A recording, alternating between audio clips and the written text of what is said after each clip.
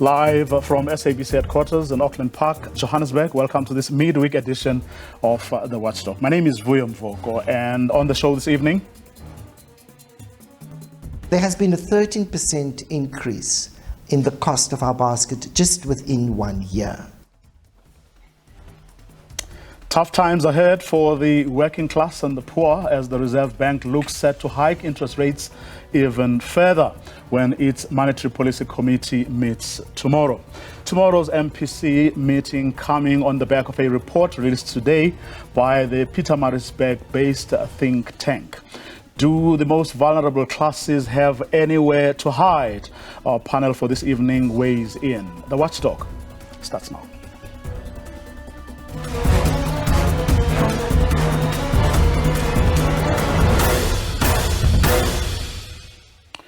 The Reserve Bank's Monetary Policy Committee is expected to raise the repo rate by 25 basis points when it announces its rate decision tomorrow.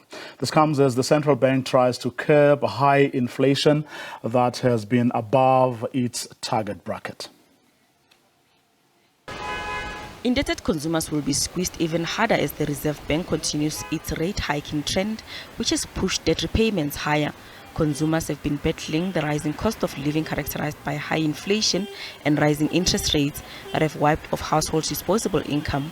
Inflation is currently at 7%, notably above the central bank's target range of 3 to 6%. Economists say it's highly likely that the Reserve Bank will raise rates for the 9th time since the current hiking cycle began in November of 2021. My expectation is that we will see an increase in interest rates. It might be as big as 50 basis points. The reason is that inflation is not under control in South Africa, as we've seen from the most recent inflation figures. And at the same time, inflation expectations are still running high. And monetary policy has to focus also on inflation expectations.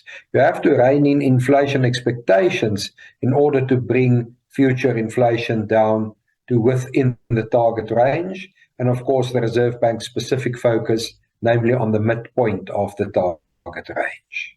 While the high interest rate environment may be hard for indebted consumers, it's good news for those with savings. Inflation is always bad to consumers, and of course in an environment of rising interest rates, the advice to consumers is to borrow less, make sure that they keep their debt under control, make sure that they can meet their commitments. And at the same time, of course, we have to remember that higher interest rates are good for people who save, people who have money in the bank, and people who earn money on their savings. So there are those who are really worse off as a result of higher interest rates, but there are also those who will reap benefits from higher interest rates in the South African economy. Inflation is seen averaging 5.4% this year and slowing further to 4.8% next year. Gloria Sifakomosi, SABC News, Johannesburg. What is the range? Well, the Pietermaritzburg Economic Justice and Dignity Group has today published its Household Affordability Index for February 2023. It shows that the lower income households are spending their money on food, transport, electricity, and debt. Many are now finding ways to shop smartly and reduce their baskets while choosing food groups that have more longevity. In KwaZulu-Natal, things are worse for business, farmers, and the freight industry, who are now having to pay even more towards insurance on the back of the July 2021 unrest. Our senior reporter, Jade Pauls, has that story. The Pietermaritzburg Economic Justice and Dignity Household Affordability Index has recorded that the average cost of the household food basket for 2023 is 4,917 Rand 42 cents. This means that in just 1 month compared to December last year, consumers are paying 13% more for basic foodstuff. The organization conducts research by comparing a basic food basket comprising 44 core food items, most frequently purchased by lower income households, who make up most households in the country. In the basket, items like flour and oil, vegetables, potatoes and onions have increased. The basic goods which increased are onions at 75%, cooking oil by 32%, potatoes rose by 30%, samp 29%, and cake flour by 28%. When we look at the cost of our basket in terms of inflation, so when we look at the cost of the basket in February 2023, then we see it is more expensive by about 572 Rand than it was a year ago. And that is essentially about a 13% increase. So there has been a 13% increase in the cost of our basket just within 1 year. Couple that with increases in transport, increases in electricity prices, and electricity has a direct impact on food because most of our basic foods requires cooking. So South Africans tend to eat a lot of maize meal, we eat stews, potatoes, onions, rice, all of which requires electricity. So when electricity prices increase, what essentially it means is that there is less money available to buy food. In eThekwini, residents are digging deeper in their pockets. The organization says it's a knock-on effect of the 2021 July unrest, which saw the N3 and N2 highways closed and the transportation of goods from Durban and Richards Bay to the industrial hub of Johannesburg and Cape Town halted. Damage to transport infrastructure caused fuel and food shortages. The harvesting and distribution of fresh produce were also interrupted. Abrams says farmers are having to pay more for road freight insurance, which is affecting citizens. When we look at the average of that basket across South Africa in February of 2023, then we see the cost of that basket was 4,928 Rand. But when we look at the city at eThekwini, then we see that the cost of that basket in eThekwini is higher than the national average. It's 4,968. So it's about 40 or so Rand more. It's come down from highs about a year ago, and that's connected for a number of reasons. Firstly, it is still the lingering impact of the unrest that we had in 2021, which has now made trucks and farmers in this area having to pay more for insurance, for instance, which is passed on to the consumer. Also, the situation in eThekwini is that we import a lot of our food. So we bring our food in over long distances. And this is a difference between eThekwini and the city of Cape Town, for instance. Consumers say they have tightened their belts. We hardly ever eat red meat anymore. We eat chicken mostly if there's any meat or mince. But the red meat, steaks, chops and things like that, yeah, those things are out the budget. And obviously, the more expensive things like, cheeses and, we've had to cut down quite a bit. We're growing our own veggies now because that saves us quite a bit of money. We used to buy venison, not anymore because of the price. Mutton too has gone sky high. So we live on chicken because it's the basics and it's cheapest ever. We have cut down on luxuries like the ice cream, the chocolates, cool drink, but still buying our normal milk, bread, and the basics. It's just these 2 trolleys for our household, where we used to pay like 2 point something. We're now paying like 5,000 Rand for just everything. So there's nothing that we can omit, unfortunately. It's all like necessities. What are some of the essentials? Cooking oil. We were just looking at the cooking oil, price of cooking oil. The olive oil, 1 bottle's like 80 bucks, where we used to buy it, same place. We used to buy it for like 40 something Rand. Bread has gone up significantly in the past, I'd say, year or so.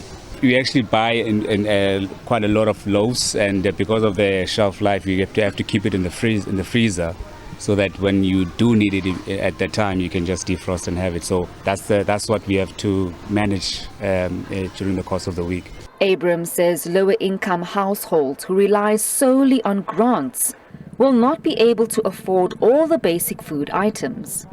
Now, when you compare that to the social relief grant of 350, and you ask, what can I buy with that? Then essentially you will be able to buy about 30 loaves of bread, not more than that, which means a loaf of bread a day will cost you about 350, which is what the social grant of relief brings in to a person who is unemployed. Grant recipients say they cannot survive on a 350 Rand grant. For this 350, I can only buy maize meal and rice. Sometimes I wish I could buy flour and have some money left for stew, like meat, but it's impossible. We also need to pay for transport. The 350 is basically nothing. Rice is just about 150 Rand. After buying maize meal, you are just left with only 100 Rand. And you buy potatoes and onions, and you are left with only transport money. It is extremely tough. As you can see my grocery, I spent about 700 Rand, and at home, I'm only left with 10 Rand worth of prepaid electricity. Where have you ever seen a bag of potatoes that are less than 10 kg, but are costing almost 100 Rand? I don't even want to talk about the cost of bread. I spent over 30 Rand just for 2 loaves. Consumers are waiting with bated breath as inflation rate is expected to go up again. Many are hoping there might be a respite as they struggle to put food on the table. Jade Paulser, SABC News, Durban. So actually we have to begin. After the break, our panel for this evening weighs in on all the attendant issues raised in those packages.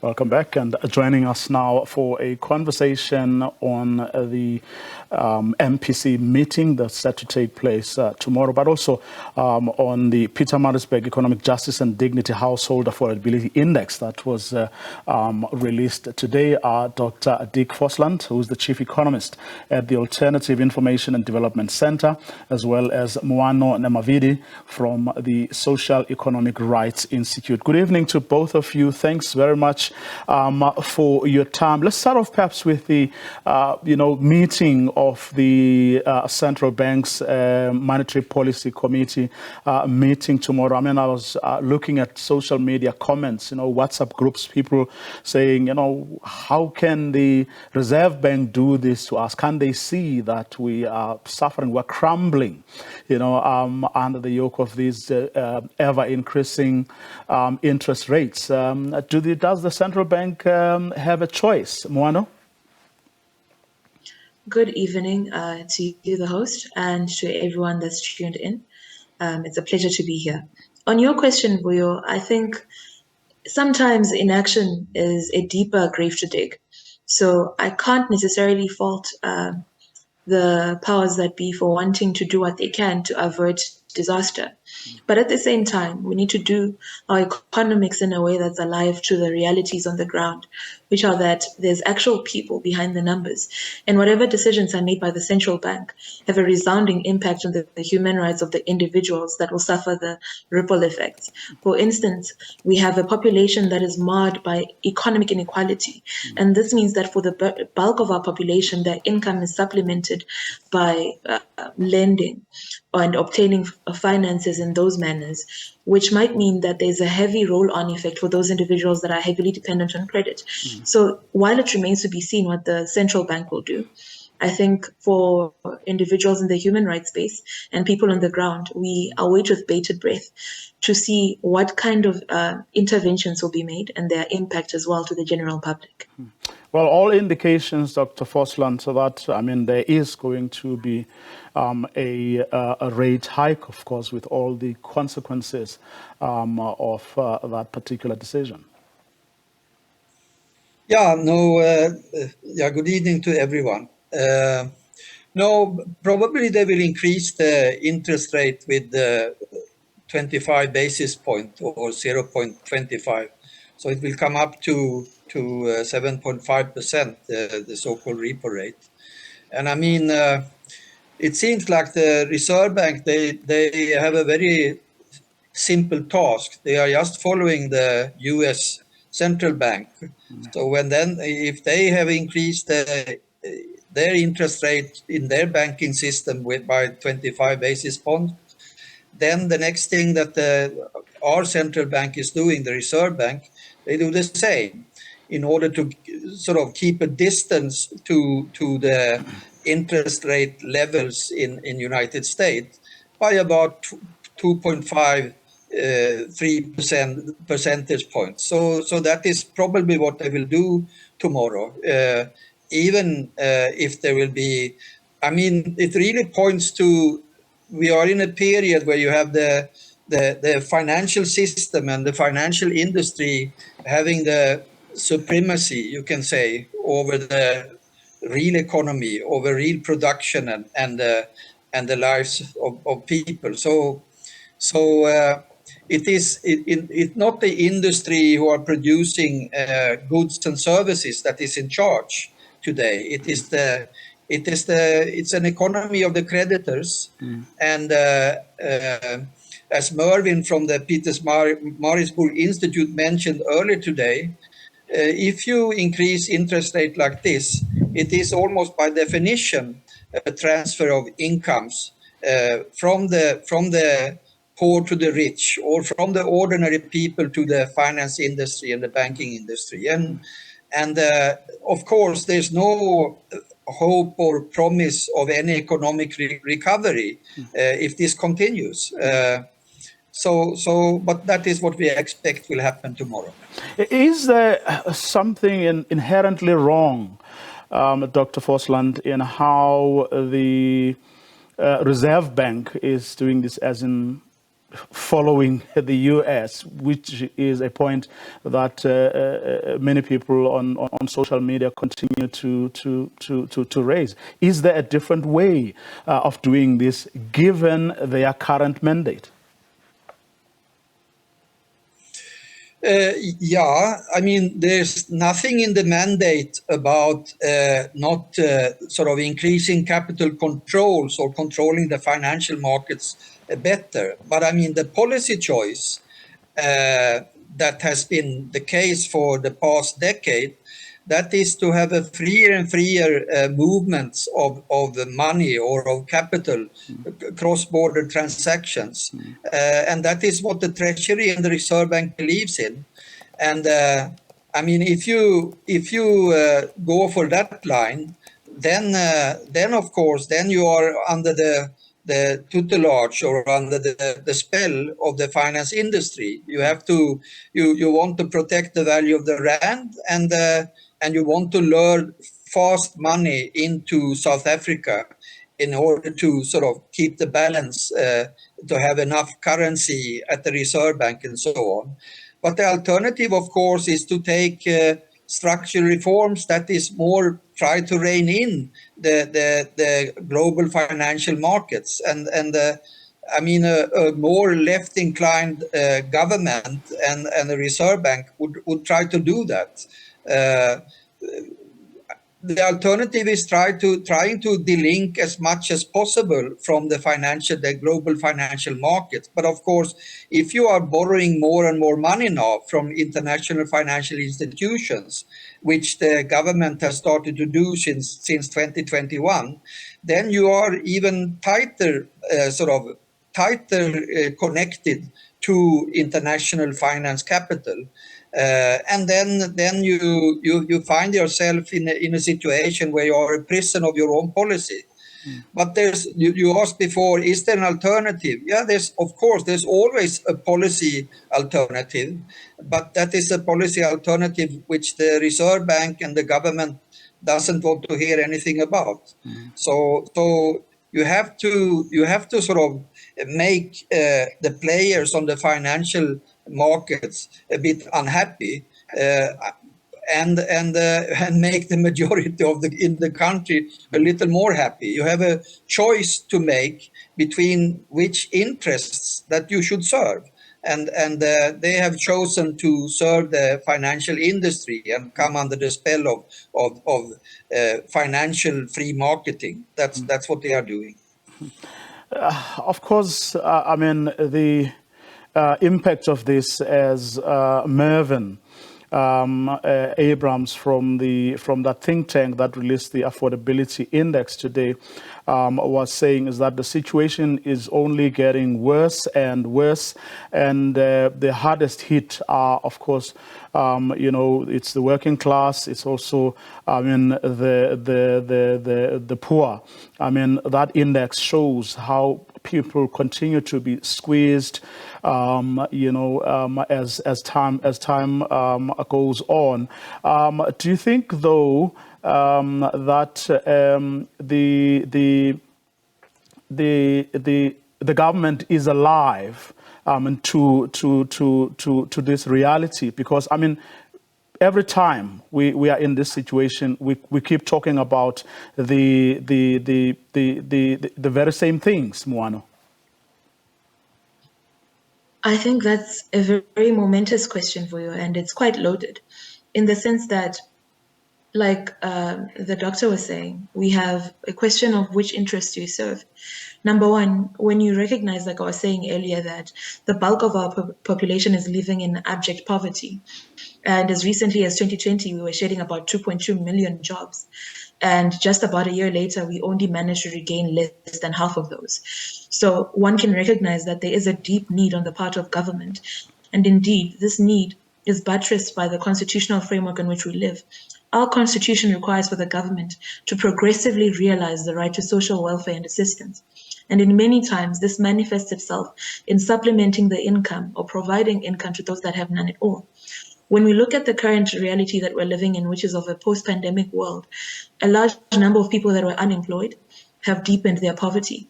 And those that are employed are finding that their wages are not keeping up with the increases to the cost of fuel, the cost of petrol, the cost of transport, the cost of food. So this means that there is an increasing need for the government to intervene, and to do so in an untimid way, to boldly and unashamedly vindicate the rights of the individuals that depend on them.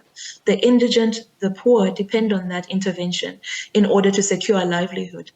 I think I'll provide an easier example. You'll note that the bulk of our population would be those that are in the precarious employment sector. So if you are, for instance, an informal trader, during lockdown, you would have suffered knocks on your income and a worsened inability to provide for your family. So with lessened government intervention in that sector, or intervention that does not necessarily speak to the lived realities of the people on the ground, we find ourselves in a catch-22 where the present interventions that seem to serve the financial markets don't serve the people. And that is the crisis that we're living in the present moment. And I think that speaks to a need, like I was saying, for the government to intervene, but to do so correctly and consonantly with its constitutional obligations. Well, the issue is always, Moano, that,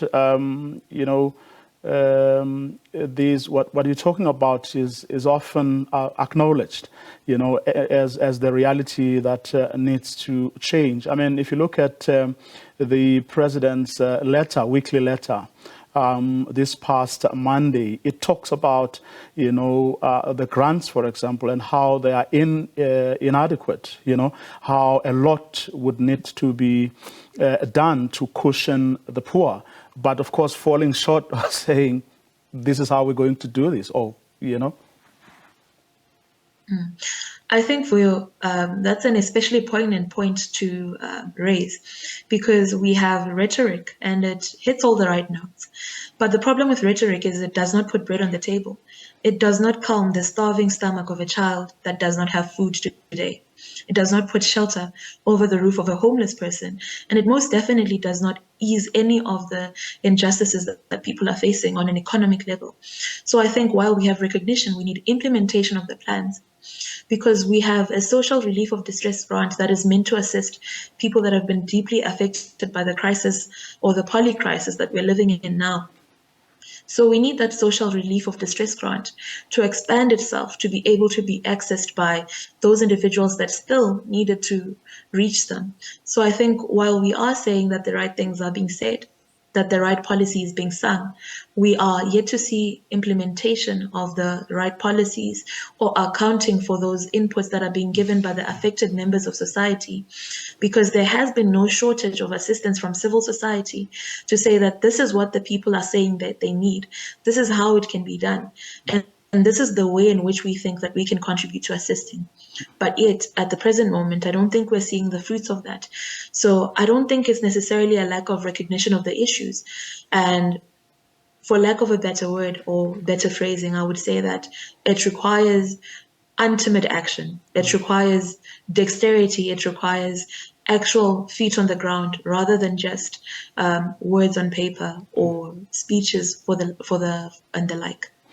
To quote the president from his letter on Monday, Dr. Forsland, he says, our economic policy is guided by the need, on the one hand, to implement structural reforms to stimulate growth and enhance our economic competitiveness, while on the other hand, expanding social protection and public employment and supporting the social wage. We cannot have one without the other, and we're making steady progress on both. Do you agree? Yeah, but I mean, it's a double speak. The Treasury has, since 2020 or 2019, has been on a trajectory of reducing the public sector services as a share of the economy. We are in a period where the government wants to privatize a different part of what has been the public sector. I mean, you could maybe they get sympathy for this because of the corruption and the looting of the parastatals and so on. But I mean, strategically or in the midterm, it will make it's to the detriment of the majority interest. You can't have a small public sector or sort of privatize different parts of the economy in a country like South Africa. You need a larger and well-functioning public sector. So in my view, our president is saying something, sort of speaking in one direction, and it sounds almost like he's a center-left politician. But the economic policy of the Treasury and of the government is strictly neoliberal or right-wing. And I mean, what can you do, for example, with the food prices? I think you know that the Competition Commission came with a report, was it 3 weeks ago, the beginning of March, and they spoke about suspicious, opportunistic price increases of food, and they took bread. One of the women in the interviews spoke about buying 2 loaves of bread for over 30 rand. Well, they spoke about in the Competition Commission that the retail prices, the prices in the shops for white and brown bread has increased by 20 and 90% during 2022. But the producer prices have only increased by 50%. So there's a gap here which is suspicious. It seems like they are making extra profits in this situation by opportunistically increasing food prices for the consumer.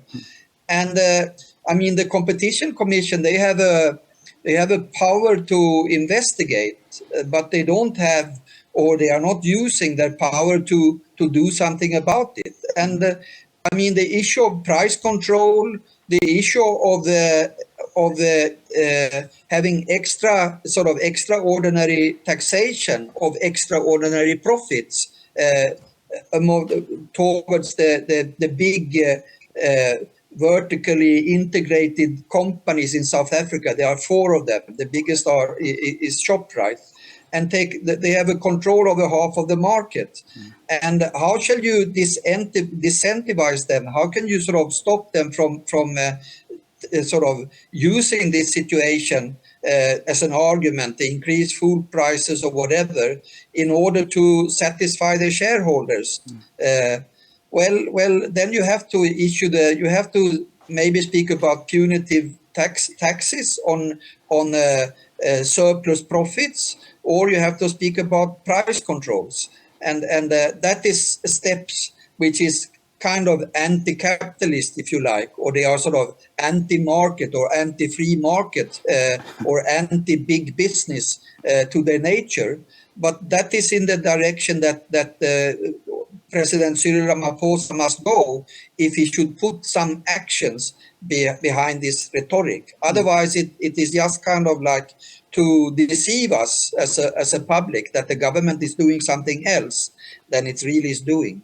In fact, some people were pointing out when the Competition Commission spoke about this, that, I mean, these big food companies were quick to declare huge profits and talking about how successful they are in conducting their business. But Moano, one of the things that the president said in that, or reminded us of on Monday, was that in his State of the Nation address, he did say that they are working on options to provide basic income support for the unemployed within our fiscal constraints beyond the expiry of the SRD grant in April next year. Now, your organization is among a group of organizations that have been working hard at this and like really trying to put pressure on the government, but also coming with, you know, sort of alternative ways of looking at this, your IEJs and the like.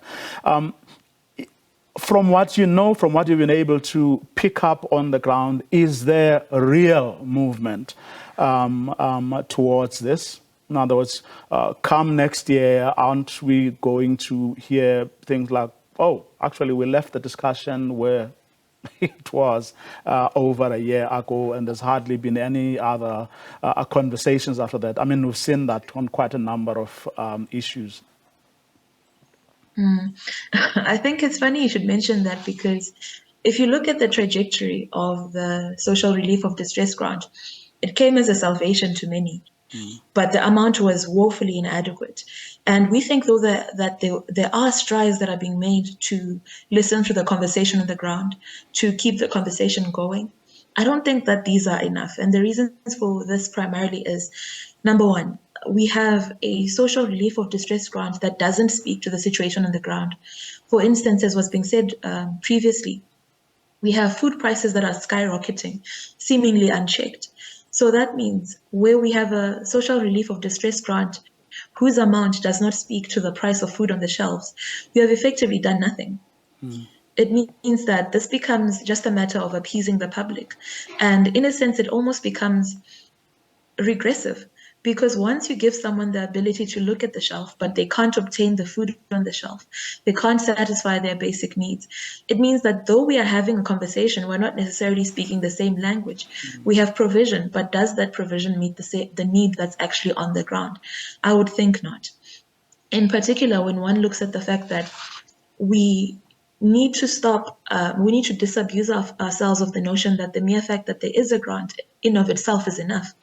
We need to have a longer-term vision towards a society in which everyone can feel adequately supported by the state, and in particular, those that are indigent and in need of the support of the state's funds, in need of the support of the state's public service. So we cannot be, in real terms, reducing the support available to them if we're making increases, for instance, that are not in line with the poverty line index, that are not in line with the real increase of the cost of living. So in that sense, I think while we're having a conversation as civil society, as society in general, with the government, I don't think we're speaking the same language, because only when we speak the language of the prices on the shelves and make that language match the money we're putting in the pockets of citizens, only then can we be seen to be making a real transformative change that is in line with the Constitution. So for now, I would not think that the conversation is moving, because we have not seen a longer term vision. And in the present, we don't see something that speaks to the situation on the ground. Of course, I mean, the president makes all the acknowledgements about what the social relief of distress grant does, where it gets spent in the townships. It really keeps helps keep township and rural economies going under these very difficult times. But linked to the SRD is, of course, the whole basic income grant call, which at some point, I remember late last year, the Minister of Finance looked like he had or was warming up to the idea, but of course, if these budget speech is anything to go by, that conversation or issue seems to have receded to the background. What do you know, Moana? I think if we were to speak honestly and speak truth to power, these announcements or proclamations have a lot to do with window dressing, because we know that there is a public outcry for the economic situation to be dealt with. And with rising unemployment and rising food prices, the sound of a universal basic income grant would be the kind of salvation that citizens are looking for. But without anything on paper, it remains just a hollow sound. So at this stage, I cannot say that that is an actual step in the right direction. We have had proclamations on various issues that have yet to materialize.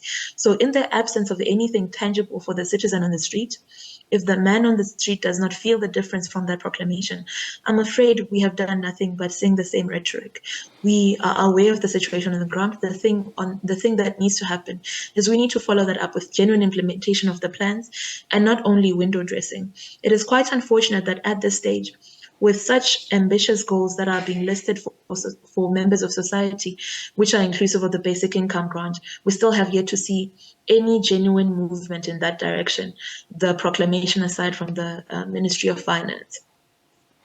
Of course, Dr. Fosland, I mean, again, to quote the president one last time, if the focus of our struggle for liberation was to end apartheid and achieve political freedom, the focus of our efforts now must be to address inequality and ensure that every South African enjoys the fruits of democracy. Well, I mean, the SRD may well, and all the other grants may well be necessary to alleviate the suffering on the poor, but they are not going to take us forward.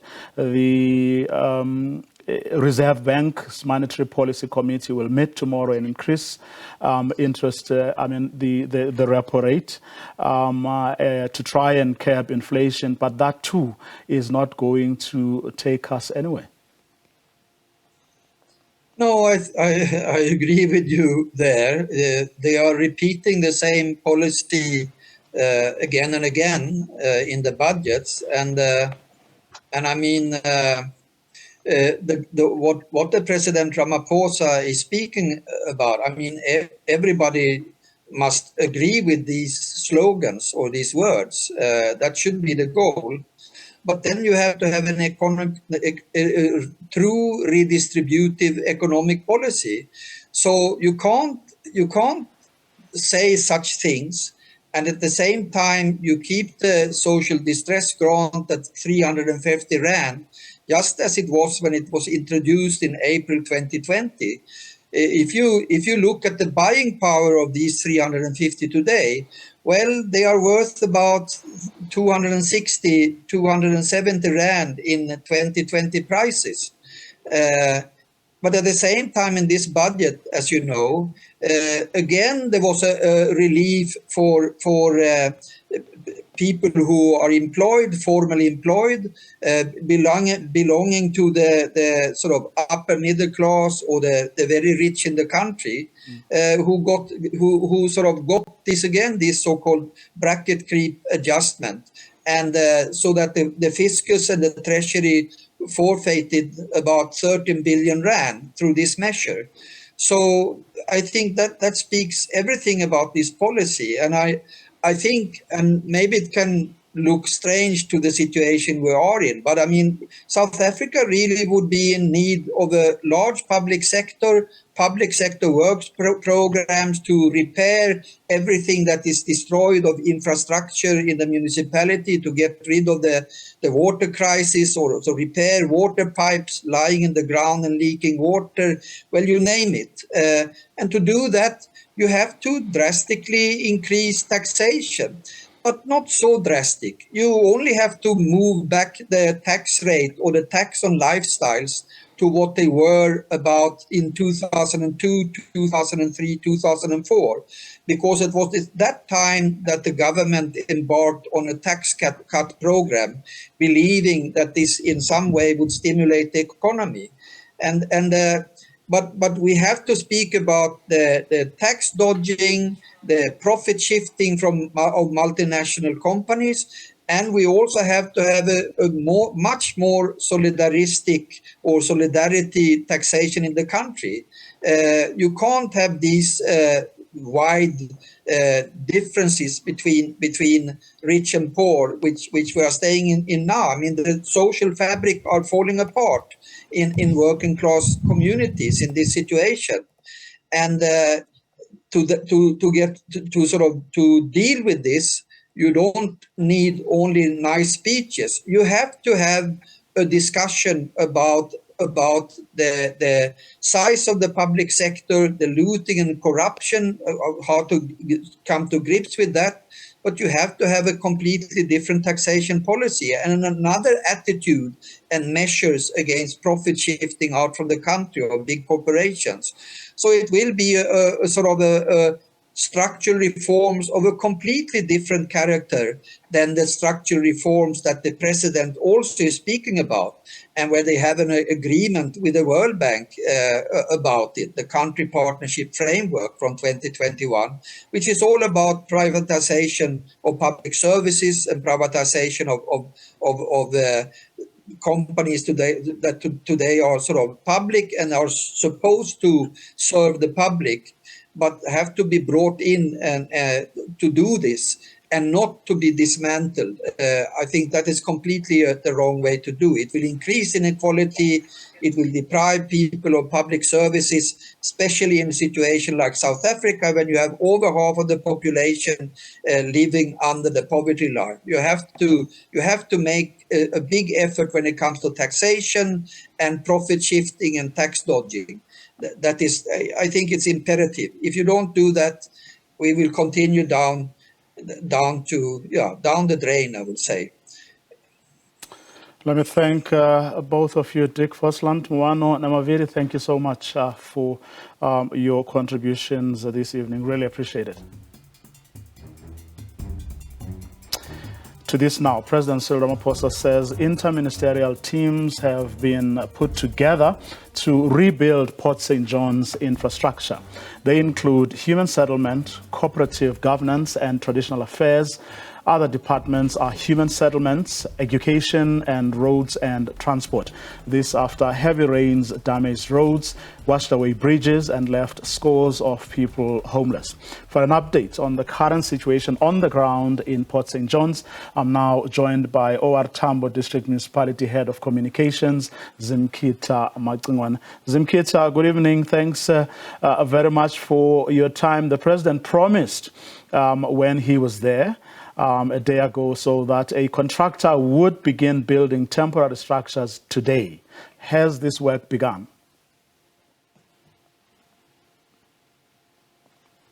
A very good evening to you, Vuyo, and to the viewers at home.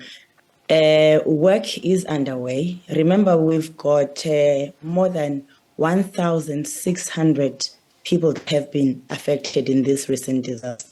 Now, while we have collected that data of the people that are affected, we're also embarking on a process of verifying those lists so that we can categorize them into the order of priority. Today, we were at Kaguba village, where we visited some of the affected members of the community, and we have already taken a decision that the first batch of those temporary structures are going to be there, including a 100-year-old woman who has completely lost everything. So work is underway. Tomorrow, we will be having the first temporary structure put up. The material is already here in Port St. John's. So the president's announcement yesterday is going to be realized by the end of this week. Now, the last time the Eastern Cape was affected by floods, well, together with KwaZulu-Natal, of course, last year, there were all manner of complaints. Some people call them feeble excuses, where there were issues of processes and procedures. In other words, because someone, an official in a municipality or in the region or the province, didn't fill in a form, then nothing happens. Have you been able to deal with those problems that delay this kind of relief?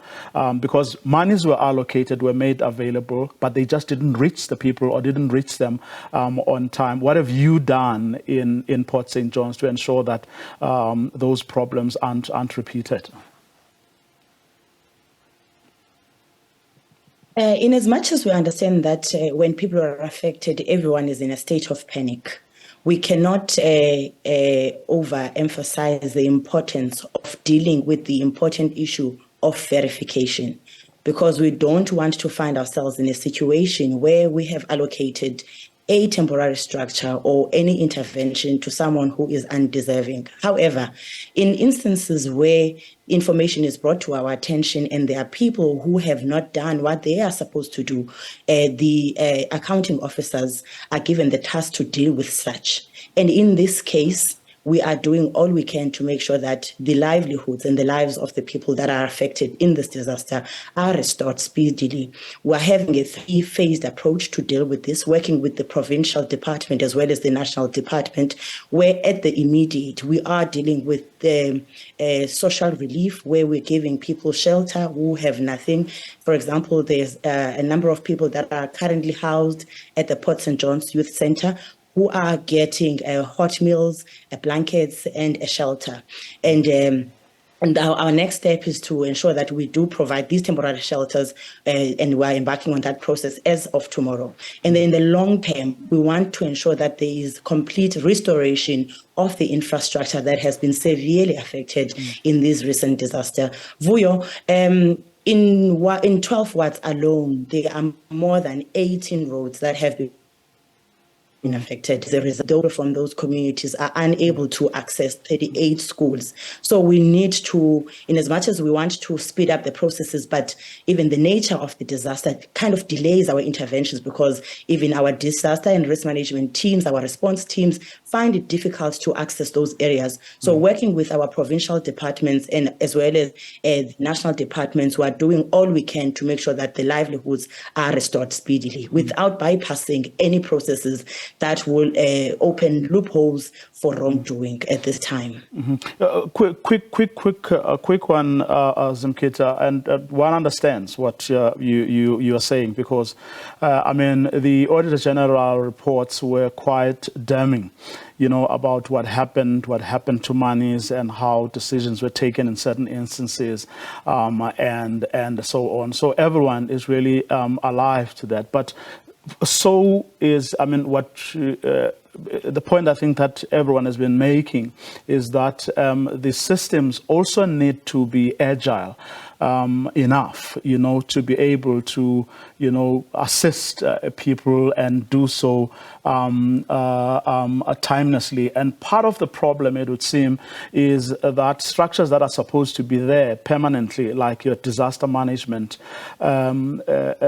architecture, are actually get neglected. And only in times like these, then people then start running around and wanting to resurrect them, or trying to do something, whereas these are things that should be there all the time, precisely because you don't know when disaster is going to strike. Would you say that Port St. John's has its disaster structures, up and running? They are alive and they are able to rise to the occasion?